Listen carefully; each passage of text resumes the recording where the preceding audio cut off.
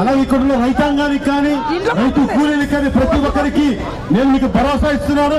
అమరావతి ఇక్కడి నుంచి కదలదు. ఆంధ్రప్రదేశ్ రాజధాని అమరావతి.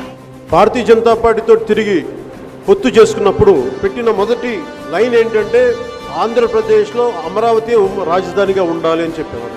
మీకు మేము ఈరోజు మాటిస్తున్నానమ్మా, మీ అందరికీ. పొద్దున్న ఢిల్లీ పోతున్నాను నేను ఒక్కడైతే మాటిస్తున్నాను, అమరావతి అయితే ఇక్కడి నుంచి కదలదు. ఢిల్లీ నుంచి చెప్తున్నాను, 5 కోట్ల మంది ప్రజలకి మాటిస్తున్నాం, అలాగే రైతులకి మాటిస్తున్నాం. అమరావతి అనేది ఆంధ్రప్రదేశ్ రాజధాని, శాశ్వత రాజధాని. జనసేన తెలుగుదేశం కలిపి పోటీ చేయబోతున్న ఎన్నికల్లో ఖచ్చితంగా భారతీయ జనతా పార్టీ దీనికి కలిసి వస్తుందని నేను సంపూర్ణంగా విశ్వసిస్తున్నాను, నమ్ముతున్నాను. అదే జరుగుతుంది.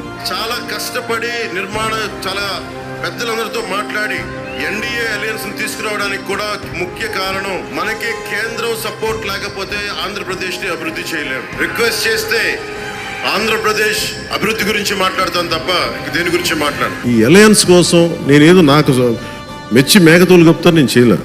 ఆంధ్రప్రదేశ్ అప్పుల్లో కూరుకుపోయిన ఆంధ్రప్రదేశ్కి, అభివృద్ధికి దూరంగా ఉన్న ఆంధ్రప్రదేశ్కి నేను ఒకటే 2 చేతులు పెట్టాను. సార్ మా రాష్ట్రం సార్, ప్లీజ్ సార్, ప్లీజ్. ఇంతే దండం పెట్టి ఈ రోజు జరిగింది. నేను ఎప్పుడు జనసేన పార్టీ ప్రయోజనాలు ఆలోచించలా, ఆంధ్రప్రదేశ్ ప్రజల ప్రయోజనాలు, తెలుగు ప్రజల ఐక్యత ఆలోచన. బీజేపీతో పొత్తులో ఉన్నారు. మళ్ళా అక్కడ ఒక మాట చెప్పాడు, నేను బీజేపీతో పొత్తుంది, వ్యతిరేక ఓటు చేయడానికి వీలు లేదు, కట్టి పొత్తు మాత్రం తెలుగుదేశంతో ఉంటుంది. బీజేపీని కూడా ఒప్పించి అలయన్స్ లేకి తెస్తామని చెప్పిన వ్యక్తి పవన్ కళ్యాణ్ గారు. ప్రజలు గెలవాలి, రాష్ట్రాన్ని మళ్ళీ పునర్నిర్మాణం చేయాలి, ఒకే ఆబ్జెక్టివ్. అమరావతి శాశ్వత రాజధానిగా ఉంటుందని ఆ రోజు మేమందరం కలిపి మాటిచ్చాం. ఇది చేసిన త్యాగానికి జవాబుదారీగా ఉంటాం. బాధ్యతగా అమరావతి నిర్మాణం జరిగేలా సాయశక్తుల ఈ కూటమి ప్రభుత్వం కృషి చేస్తుంది. అమరావతి మళ్లీ ఒక ప్రపంచ స్థాయి సర్వశ్రేష్ఠ రాజధానిగా ఆవిర్భవిస్తుంది.